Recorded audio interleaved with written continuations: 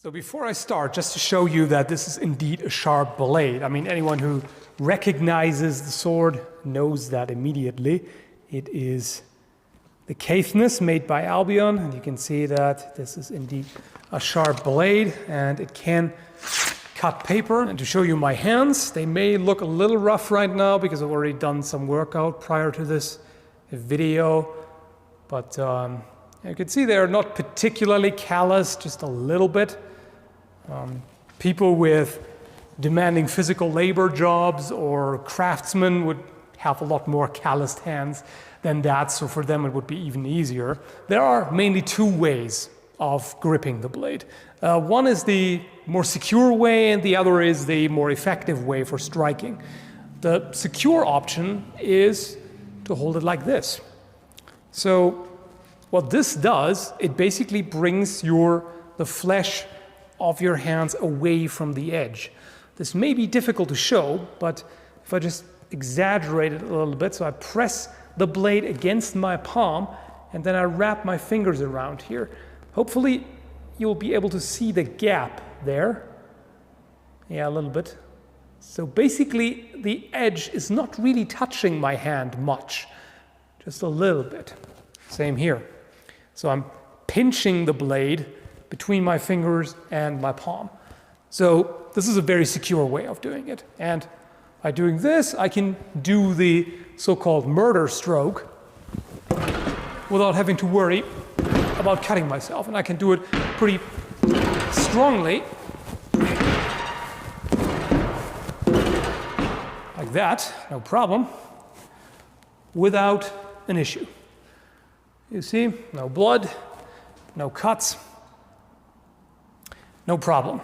The other way is by wrapping all the fingers around the blade.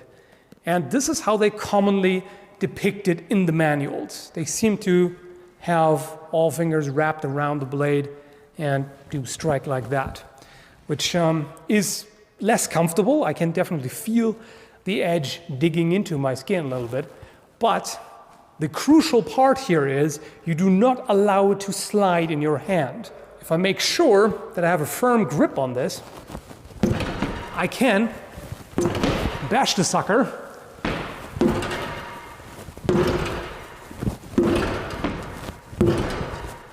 no problem. And again, when using half sorting in order to thrust, I personally prefer the pinching grip because you don't really need to wrap it around like that. You're going to have more than enough control. Really, the idea behind this is just that you have more control over the point. So I basically increase my accuracy.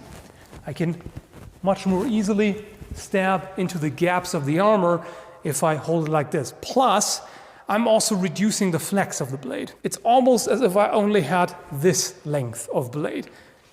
So this here is actually pretty easy.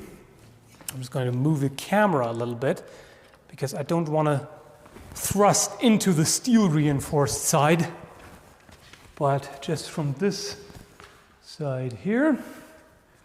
So I can pretty easily thrust here, even with enough force to actually penetrate there. And I do not have to worry about my fingers at all. One thing I can tell you is that even thin leather gloves make quite the difference. It's mostly psychological, really, because if you're holding it properly, there's not really anything that can happen to you. But even with thin gloves like this, and these would really provide no substantial protection. The blade would cut right through these, no problem, into your skin. But at the same time, I feel that they give me a little more grip, and I feel just a bit more comfortable because I don't feel the edge digging into my hands when I hold it like this. And that just means that I'm just more motivated, so to speak, to give it a really good whack. I can do that without gloves, but Definitely increases the confidence. You might think that as soon as you're hitting something, the hands are going to slide forward and you will cut yourself, but not really.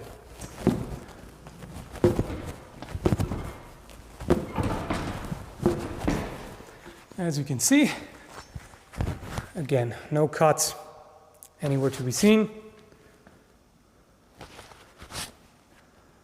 Makes it very easy.